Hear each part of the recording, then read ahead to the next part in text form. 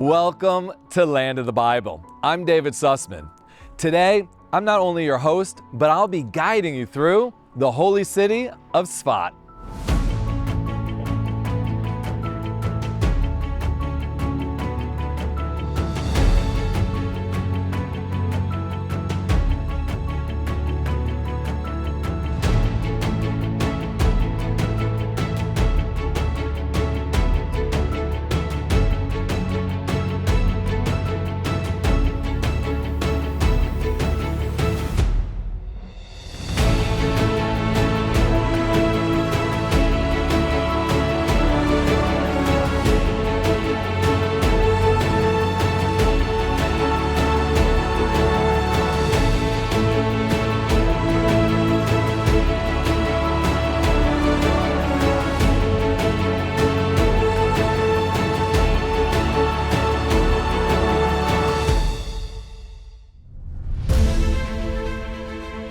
Located in Israel's majestic north, in the upper Galilee, just north of the Sea of Galilee, is the holy city of Tzfat, perched on one of the highest mountains here in Israel.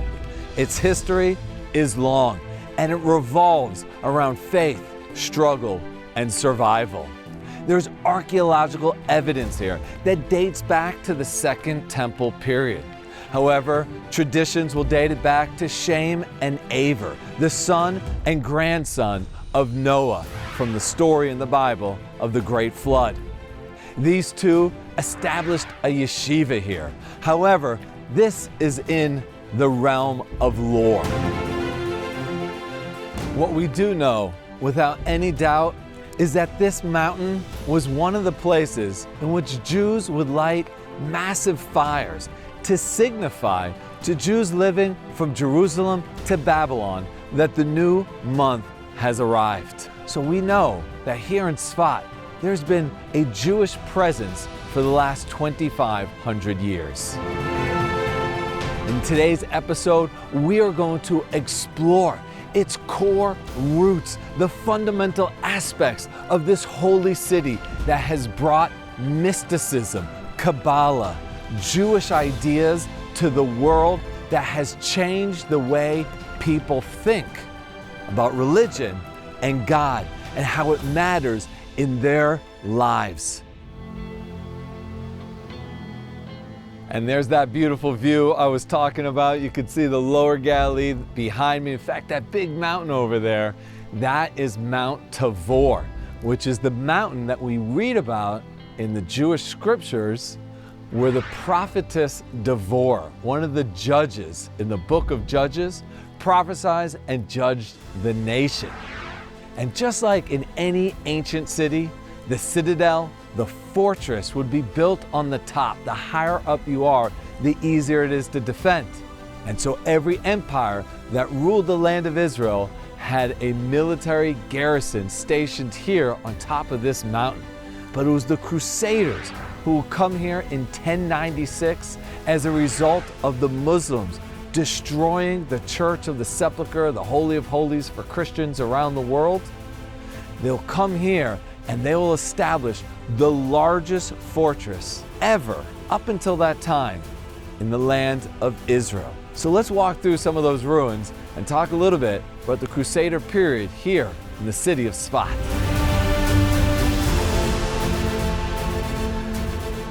When the Crusaders arrive here in Israel in the year 1096, they do so primarily to rebuild the Church of the Sepulchre, which is where many Christians believe Jesus was crucified, and of course, the basis of Christianity, he was resurrected. However, when they came here, they really established their capital in a place known as Akko. Jerusalem was a spiritual place, but the lifeblood of the Crusaders ran through Akko. However, here in Tzfat, they realized that on top of this mountain, they could see everything far and wide, and they could collect taxes. So they built a humongous fortress here, both to protect the land and also to levy taxes on the farmers that had settled here during that Crusader period, many of them Europeans. So this was the main entrance to the Crusader fortress. And you can see, once the door was sealed here, they could put a massive tinder in order to prevent anybody from breaking in. This fortress was extremely well built.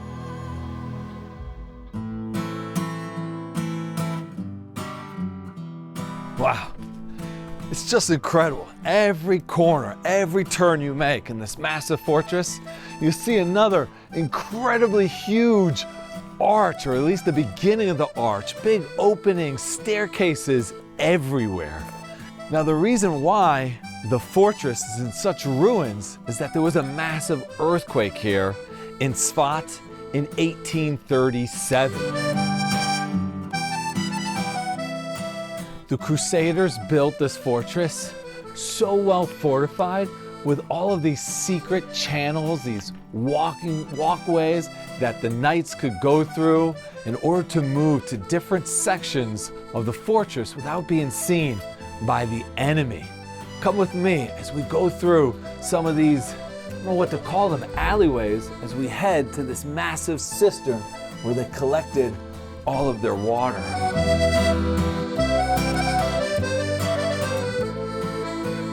So like anywhere in Israel, your number one concern is water. It only rains here 6 months out of the year. So the Crusaders built this massive cistern. I mean, they built several cisterns in the fortress, but one massive one. So let's go through this dark channel and head into this awesome cistern. So come with me.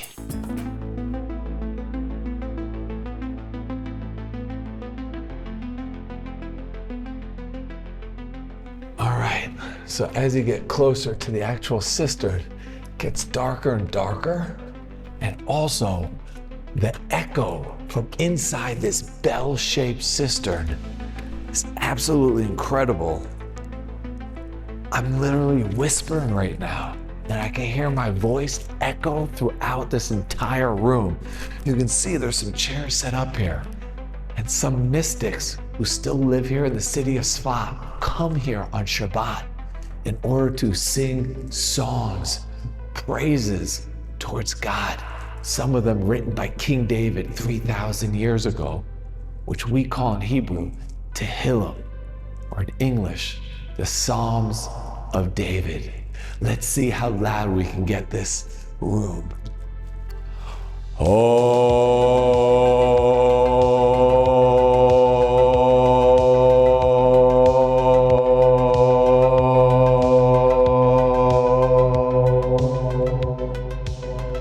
It's almost like you can harmonize with yourself.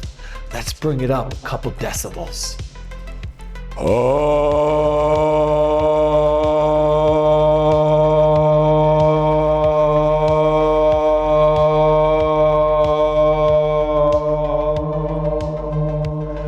I'm gonna try as loud as I can.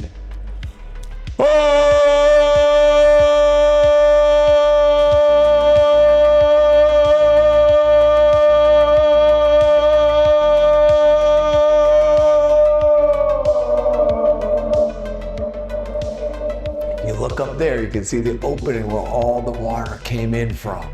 At the top, you can see the opening where they would drop their buckets down to bring the water up to the top. So we mentioned the mystics. Let's visit some of the mystics who lived here 500 years ago by visiting the cemetery here at Tzfat. Come with me.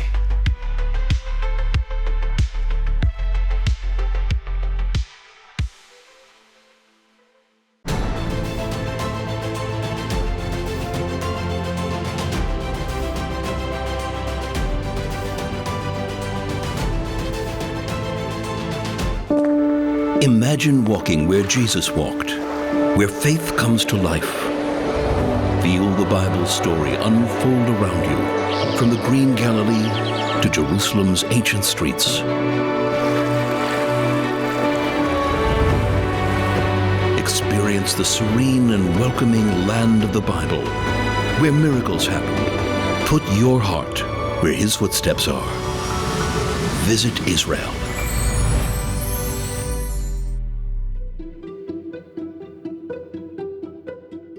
The golden period of Tzfat will take place in the 15th and 16th century.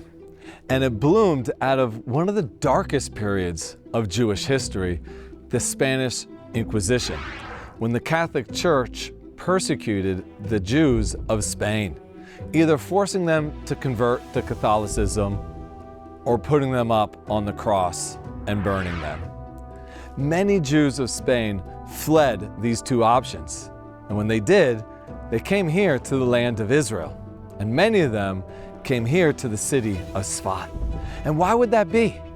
Well, Tzfat was actually one of the wealthiest cities here in Israel due to the spice trade as well as linen that was produced here and sold throughout the world.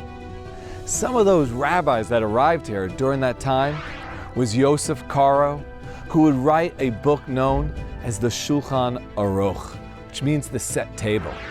Basically, Yosef Karo looks out onto the Jewish world and he sees that there are Jews like me, David Sussmans, walking around who want to connect to God in every which way, but can't sit and learn the oral Torah in a yeshiva, a school of Jewish philosophy for, 10 years? I mean, there are volumes and volumes and volumes written on the oral Torah.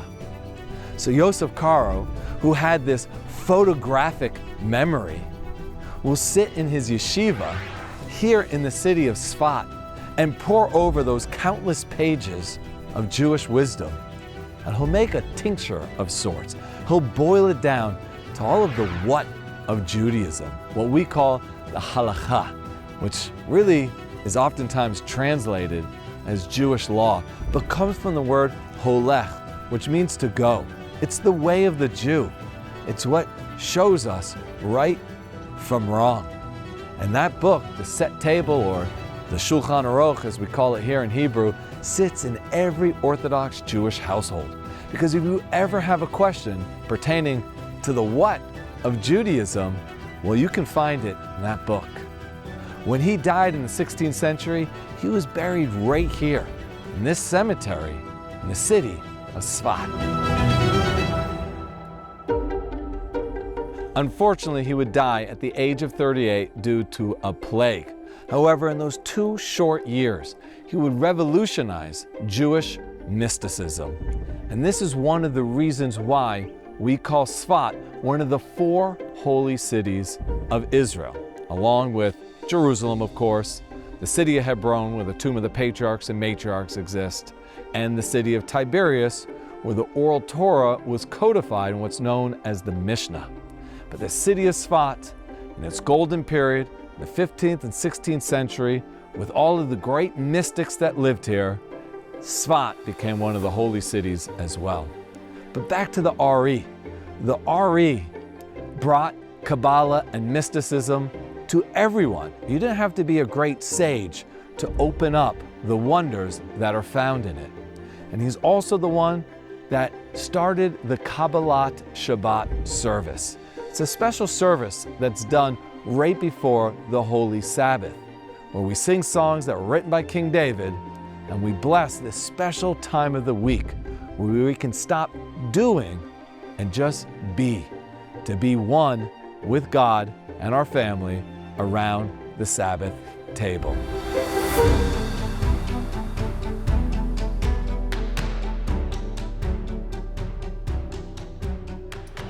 One can't visit the cemetery here in Tzfat without talking and going to the Ari's mikvah.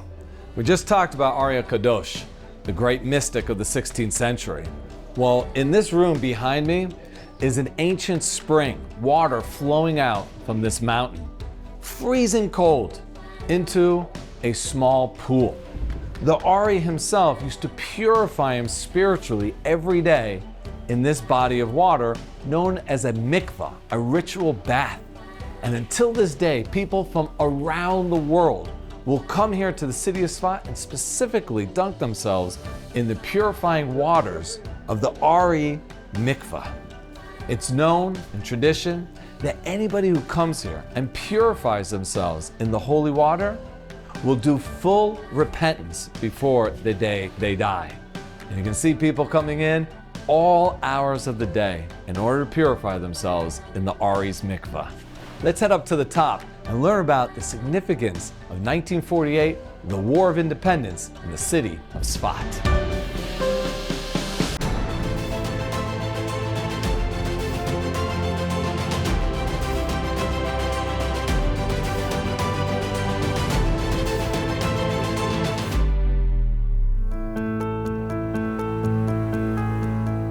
Tzfat today is 100% Jewish, but it wasn't always the case. In fact, in 1948, as the British were preparing to leave the land and Am Yisrael, the Jewish people, were ready to declare its independence, once again here in our ancestral homeland, Tzfat was 90% Arab, only 10% Jewish. And the reason why is that there was a massive earthquake here in 1837. Most of the buildings were destroyed, and the Jewish people decided to rebuild not here in Tzfat, but rather in the city of Jerusalem. And when the British were pulling out, their policy was to give the strongholds to whoever had the larger population. So for instance, the pillbox you can see behind me that was used to guard the city, the fortress that you can see just over there to my left, these were given to the Arab population. I mean, after all, they were 90% of the population. In the city like Tiberias, which was 80% Jewish, these strategic strongholds were given to the Jewish population. So the British told the Jews, let us give you safe access to Jerusalem. Abandon your homes, abandon your holy city, abandon this cemetery where so many of your great mystics are buried. The Jewish population thought to themselves, they said, how can we turn our backs on such a significant holy place? And they decided to stay. The Jewish community got on the phone, called up David Ben-Gurion, who was the leader of the Haganah, and they said, you have to save us. You have to save this hilltop because from the top you can see everything. And we know once we declare our independence, 5 standing armies, that of Lebanon, Syria, Jordan, Egypt, and even Saudi Arabia will attack us. He said, you know what, you got a good point, and he sends the Palmach. And the Palmach comes and they fight a battle for these strategic strongholds. In fact, you can still see the bullet marks from the fighting that took place here in 1948. We were heavily defeated on that day. However, we regrouped, and when we regrouped, we ended up fighting on Shabbat. And the religious leaders of the community came to the residents and they said to them, listen, it's the holy Shabbat. Go to synagogue, pray, go home, say Kiddush, drink wine, break bread with your family, but then change into your work clothes because both the army and the residents of Tzfat, all religious, need to work hand in hand. And this is a fight for life. And the Torah tells us that between life and death, we must always choose life. And so the residents broke the holy Sabbath in order to prepare for the battle that would be fought. Except the Palmach now had a secret weapon. It was called the Davidka. It wasn't so accurate, but it was a basic mortar. And they started to fire it upon the compounds here. Miraculously, they had a direct hit, causing a hole in the wall where Palmach soldiers could go in and fight hand-to-hand battle. Eventually, they would secure the fortress. Eventually, they would take hold of the pillbox. But even more miraculous than that was on May 9th, there was a huge downpour. It hardly rains here in April. It never rains in May. And a rumor swept through the Arab population here. And they thought what they were experiencing was nuclear fallout. I know, sounds crazy, but that's what they thought to themselves. And the reason why is that the Davidka, even though it was inaccurate, it caused a massive noise. Ba-boom, ba-boom. It was a thunder that they had never heard before. And then suddenly black clouds and rain starts to pour on them. It could only mean that we had the atomic bomb. 12,000 Arabs here in Tzfat and another 40,000 Arabs living in the surrounding villages all fled and evacuated, many of them going into Lebanon. And those Palestinian refugees, 5, 6, 7 generations later, are still called refugees, but they fled because of the war that they started. And the most famous of those that fled was a 6-year-old boy by the name of Mahmoud Abbas. who's now the president of the Palestinian Authority, who is due to the miracles and the bravery of both the Palmach and the residents of Tzfat that today it's a safe haven for people of all walks of life to come and connect to the mystical aspects of Judaism, the Torah, and God.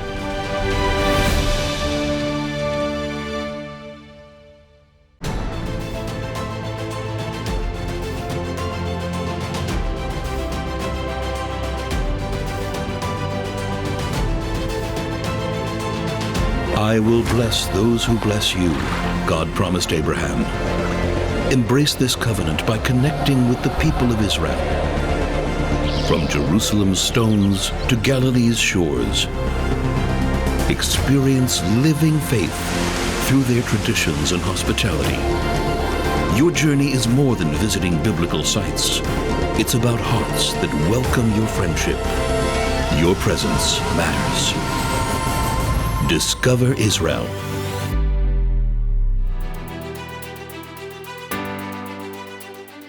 There's no better place to connect to those aspects of Tzfat than Livnot Lehibanot, which is an organization that was started 45 years ago as a place where tourists could connect to Israel through community service.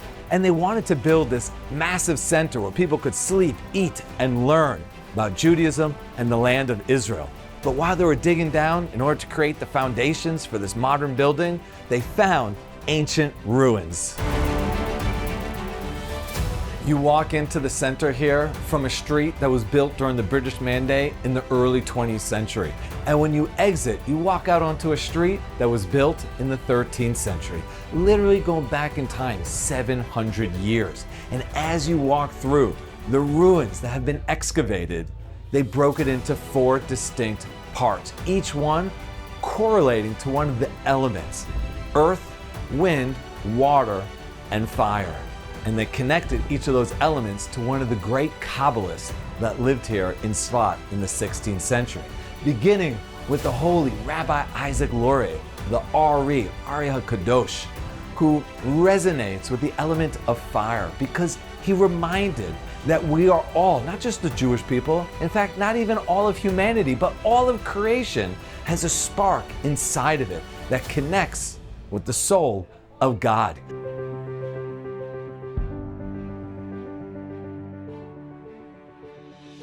And Rabbi Shlomo Elkabetz's section resonates with wind, because how do you turn a spark into a raging fire? With wind.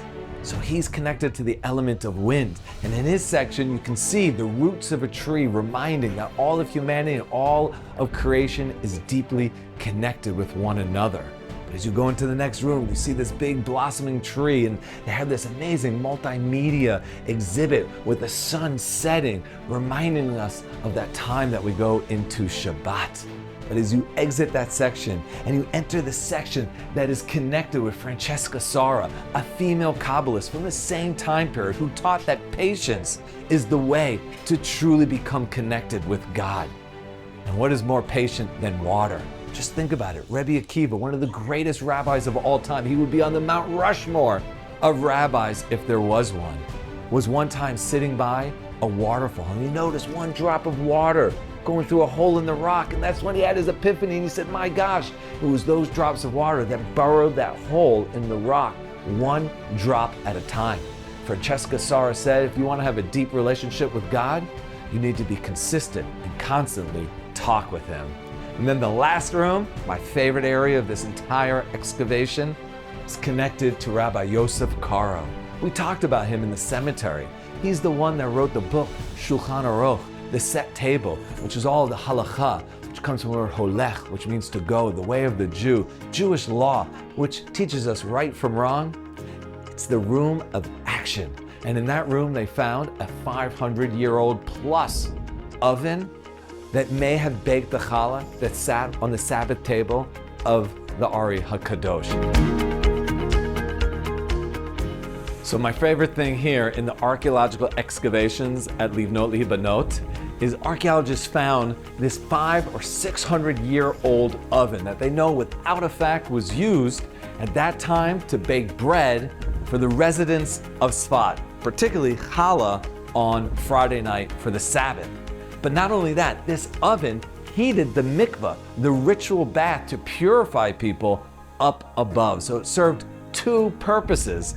But you get to actually make your own bread here, make your own dough, and make your own pita. Now I'm just reheating some pita that we made earlier just so that you can see how it was done. And they had this very special crafty piece here that once your bread was baked all the way, you could take it out of the oven. And voila, you had challah for Shabbat. If you want to connect to that golden period of Tzfat, come here to Livnot V'Hibanot.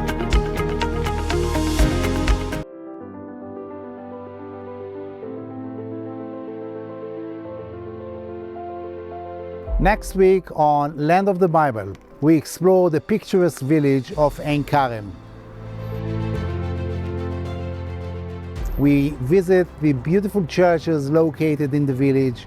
We understand the revered prayers that were born in this village and meet some talented artists and artisans.